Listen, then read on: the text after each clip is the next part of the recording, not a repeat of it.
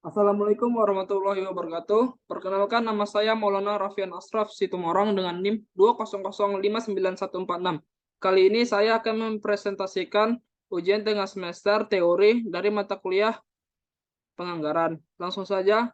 Pertama, metode penyusunan anggaran. Anggaran penjualan. Anggaran penjualan adalah perkiraan unit yang diharapkan yang ingin dijual oleh perusahaan selama periode waktu tertentu dan pendapatan yang akan dihasilkan darinya. Anggaran ini menjadi dasar untuk mempersiapkan laporan laba rugi dalam sebuah bisnis. Umumnya, pihak manajemen menyusun anggaran ini dengan mempertimbangkan beberapa hal terlebih dahulu. Di sini, saya akan membahas metode estimasi penjualan dan penyusunan anggaran penjualan. Estimasi penjualan atau peramalan penjualan. Peramalan penjualan atau estimasi penjualan atau self forecasting adalah upaya untuk memprediksi penjualan di masa depan untuk jangka waktu tertentu dengan asumsi dasar tertentu. Prediksi mungkin untuk tahun depan atau hingga 5 tahun ke depan. Selanjutnya, pentingnya estimasi penjualan. Perkiraan penjualan adalah dasar perencanaan. Memperkirakan penjualan penting untuk perencanaan produksi dan persediaan, penganggaran, program pemasaran, pembelian, dan alokasi sumber daya. Memang ramalan penjualan seringkali tidak 100% tepat, sehingga tidak menurunkan ketidakpastian di masa depan. Dengan kata lain, perusahaan tidak mungkin untuk memprediksi masa depan dengan kepastian yang akurat. Tapi, perkiraan penjualan meningkatkan kepercayaan manajemen untuk membuat keputusan bisnis yang penting. Itu termasuk untuk, yang pertama, mengelola arus kas dan menetapkan anggaran untuk masing-masing fungsi bisnis. Yang kedua, memperkirakan kebutuhan pasokan bahan baku, tenaga kerja, dan mesin produksi. Yang ketiga, menentukan tingkat persediaan yang optimum sehingga tidak terlalu berlebih atau tidak terlalu kurang. Yang keempat, mengembangkan rencana pemasaran yang sesuai, termasuk tentang harga, produk, promosi, dan saluran distribusi. Selanjutnya yang kelima ialah menghitung kebutuhan sumber daya manusia. Misalnya apakah perlu merekrut tenaga kerja permanen atau temporer. Misalnya, perkiraan penjualan mungkin mengharuskan perusahaan untuk menyesuaikan sumber daya saat ini. Kapasitas produksi saat ini mungkin masih kurang memadai sehingga mereka memutuskan untuk membeli mesin baru atau mereka membutuhkan program promosi yang lebih agresif karena penjualan ke depan prospektif seiring dengan tingginya permintaan pasar. Metode estimasi penjualan. Ada dua jenis peramalan penjualan.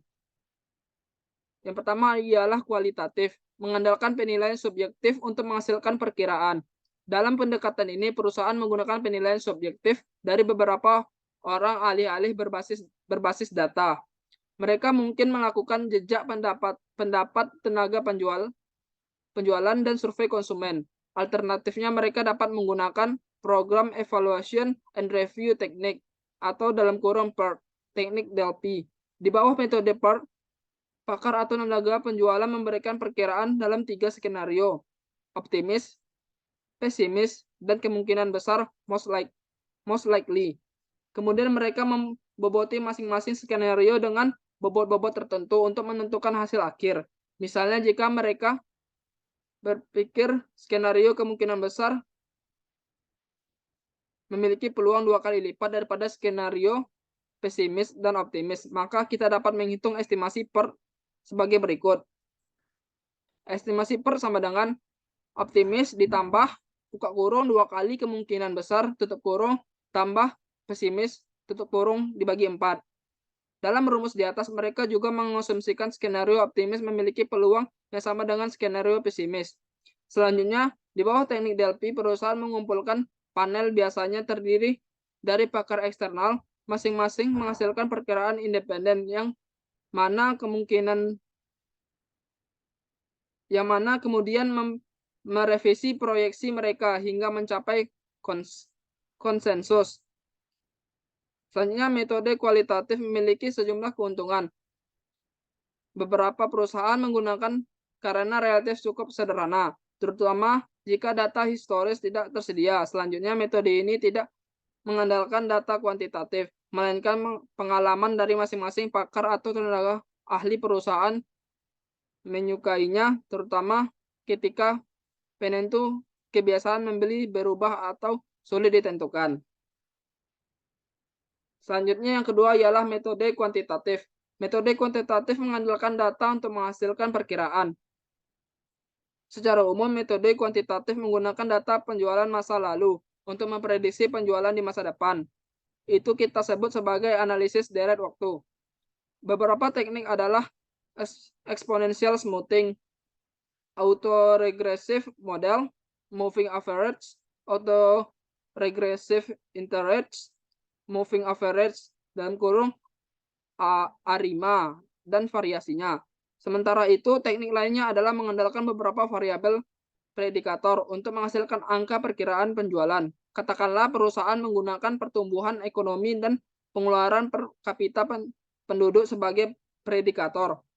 Analisis yang paling umum adalah regresi. Itu mungkin menggunakan satu titik waktu. Model regresi yang lebih canggih adalah regresi panel. Itu menggunakan beberapa titik waktu atau data panel dan beberapa variabel. Misalnya untuk memprediksi penjualan perusahaan menggunakan pertumbuhan ekonomi dan pengeluaran per kapita penduduk dalam 10 tahun terakhir. Faktor pertimbangan dalam estimasi penjualan. Yang pertama ialah perubahan selera konsumen, yang kedua perubahan teknologi, yang ketiga perubahan perilaku belanja, yang keempat kondisi perekonomian seperti pertumbuhan ekonomi, inflasi, nilai tukar, dan suku bunga. Yang kelima ialah dinamika persaingan termasuk strategi persaingan. Metode penyusunan anggaran produksi.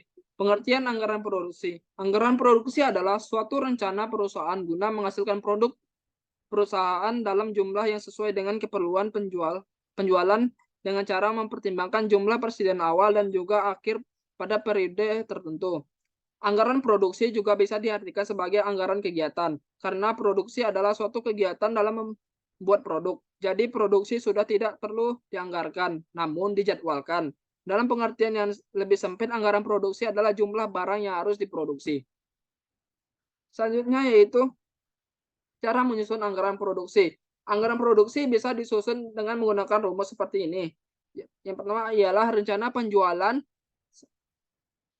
sama dengan persediaan akhir ditambah dengan jumlah barang yang tersedia, kemudian dikurang dengan persediaan awal. Selanjutnya fungsi anggaran produksi. Anggaran produksi sangat berguna untuk koordinasi kerja, pedoman kerja, dan juga pengendalian kerja produksi. Seluruh level manajer di tim produksi harus bisa bekerja berdasarkan dengan anggaran produksi. Selain itu, anggaran produksi juga sangat berguna untuk menunjang penjualan perusahaan, menjaga tingkat persediaan barang, serta dengan mengendalikan kegiatan produksi. Jadi, secara umum fungsi anggaran produksi ini adalah sebagai pedoman kerja, pengkoordinasian pekerjaan, dan juga pengawasan pekerjaan. Sedangkan fungsi anggaran produksi secara khusus adalah sebagai berikut. Yang pertama ialah menunjang aktivitas penjualan.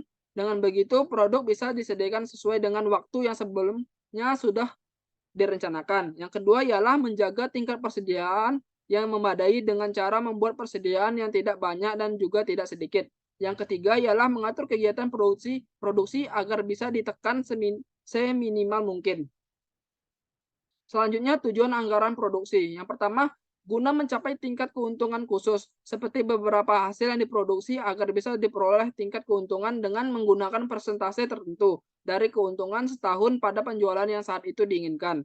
Yang kedua ialah agar bisa menguasai pasar tertentu, sehingga hasil perusahaan ini tetap mempunyai pangsa pasar tertentu. Yang ketiga ialah agar perusahaan pabrik ini bisa bekerja pada tingkatan efisiensi tertentu. Yang keempat, agar bisa mempertahankan dan juga mengusahakan supaya pekerjaan dan juga kesempatan kerja yang sudah tersedia bisa semakin berkembang lagi. Selanjutnya, faktor-faktor yang mempengaruhi anggaran produksi. Yang pertama ialah rencana penjualan yang sudah tercantum dalam anggaran penjualan. Yang kedua, kapasitas dan berbagai alat pabrik yang tersedia. Yang ketiga ialah tenaga kerja. Yang keempat, bahan baku. Dan yang kelima, ada modal kerja dalam menjalankan proses produksi. Selanjutnya faktor internal dan eksternal dalam pembuatan anggaran produksi. Yang pertama ialah faktor internal. Dalam hal ini, faktor internal adalah berbagai faktor yang berada di dalam perusahaan dan memiliki pengaruh pada kelangsungan hidup perusahaan itu sendiri. Berbagai faktor tersebut adalah penjualan tahun lalu, kebijakan perusahaan tentang harga jual, syarat pembayaran barang, pemilihan saluran penyaluran, tenaga kerja yang dimiliki, model kerja, fasilitas milik perusahaan, dan juga kebijakan perusahaan itu sendiri. Selanjutnya yang kedua itu ada faktor eksternal. Sedangkan beberapa faktor eksternal atau faktor luar perusahaan yang diantaranya adalah persaingan, tingkat perkembangan penduduk, tingkat penghasilan penduduk, tingkat pendidikan, tingkat penyebaran, adat istiadat, agama, dan kebijakan masyarakat setempat, kebijakan pemerintah dan juga keadaan perekonomian dalam dan luar negeri. Selanjutnya, metode penyusunan anggaran produksi. Yang pertama ialah metode produksi stabil. Metode produksi stabil adalah suatu metode yang mana perusahaan harus menetapkan volume produksi yang di dalamnya relatif sama seperti setiap bulannya. Cara ini digunakan oleh perusahaan atau manajemen yang di dalamnya sangat memperhatikan kestabilan produksi, berbagai langkah penyusunan anggaran produksi dengan stabilitas produksi di dalamnya. Yang kedua ialah metode persediaan stabil. Metode persediaan stabil adalah metode produksi yang mana pihak perusahaan akan menentukan volume persediaan yang relatif sama dari bulan ke bulannya, kecuali pada bulan tertentu. Metode ini akan mengakibatkan produksi menjadi tidak stabil setiap bulannya. Yang ketiga ialah metode kombinasi atau fleksibel. Metode kombinasi atau fleksibel ini adalah metode produksi yang mana pihak perusahaan menentukan produksi volume produksi yang terus berubah setiap bulannya. Metode ini nantinya akan mengakibatkan volume persediaan dan juga volume produksi menjadi meningkat dan tidak stabil setiap bulannya. Mungkin sekian hasil presentasi dari saya mengenai tentang UTS penganggaran secara teori. Apabila ada salah kata saya mohon maaf, saya akhiri. Wassalamualaikum warahmatullahi wabarakatuh.